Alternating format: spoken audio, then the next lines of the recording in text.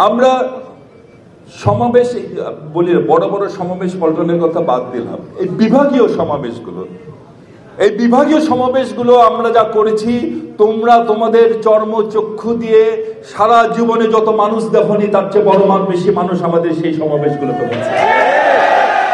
আর কি বলে 5 জন মানুষ রেখে আমাদের হতো না। আরে ভাই, তোমরা তো ছাত্রলীগ করতাম নাকি জীবনের ভয়ে? আর আমরা আমাদের জীবন, আমি সেদিনও বলেছি একটি মিটিংয়ে, আমাদের জীবন চলে যাবে, আমাদের গুম করা হতে পারে, আমাদের পঙ্গু করা হতে পারে, আমাদের স্ত্রী সন্তানরা তাদের প্রিয়জনকে হারাতে পারে। এই কথা জানবার পরেও, আমাদের জীবন চলে যাবে জানবার পরেও আমরা শেখ হাসিনার সেই গুন্ডা বাহিনীর সেই অস্ত্রের সামনে গান পয়েন্টে বুক পেতে দিয়েছি।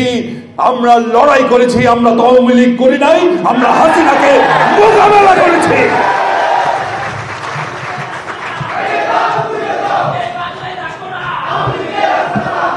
এমন কথা বলো কেন যা আমাদের উত্তর দিতে হয়? কদিন ধরে তারা শুরু করেছে, ব্যানার ধরার নাকি 5টা লোক আমাদের ছিল না। আরে বাবা, তোমরা আমাদের লোক দেখবা কখন? আমরা যখন মিছিল মিটিং করেছি সরকারের সকল অত্যাচার, নির্যাতন, নিপীড়ন সহ্য করে, তখন তো তোমরা অনেকেই ছাত্রলীগ করতাম।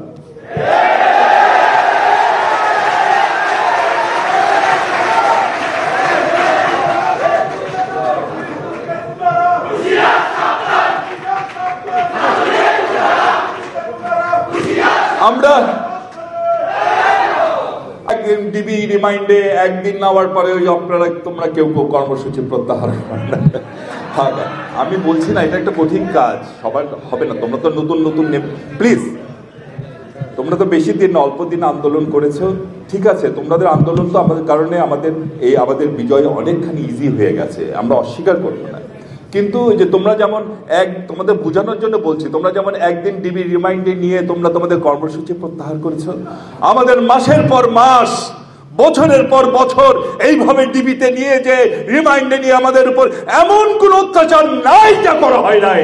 কিন্তু কর্মসূচি প্রত্যাহার তো পরের কথা, দলের বিরুদ্ধে একটি টু শব্দ, আমাদের নেতা নেত্রীদের বিরুদ্ধে একটি টু শব্দ আমাদের মুখ দিয়ে উচ্চারিত হয় নাই, করতে পারে নাই তারা। সুতরাং কথাবার্তা এখন থেকে বলবো, অনুরোধ করবো, আসলে আমরা সবাই মিলে একসাথে থাকি। কারণ দেশের বিরুদ্ধে বড় ষড়যন্ত্র চলছে, দেশের মানুষের বিরুদ্ধে বড় ষড়যন্ত্র চলছে। আমরা পরস্পরকে আক্রমণ পারতপক্ষে অ্যাভয়েড করার চেষ্টা করব। আমি বলতে চাচ্ছিলাম না, অসীমের কথাটা বলার পরে আমার কেন জানি ভিতরে আসলে খারাপ লাগে, এইভাবে আঘাত করে যদি কেউ বলে খারাপ লাগে। আগামীতে আমরা সবাই মিলে একসাথে চলবো, দেশকে রক্ষা করব, গণতন্ত্র প্রতিষ্ঠা করব। মন থেকে চাই তরুণ ছেলেরা একটা মনে শখ জেগেছে একটা রাজনীতি করুক, কিন্তু কথাবার্তাগুলো তো একটু ভালোভাবে বলতে হবে।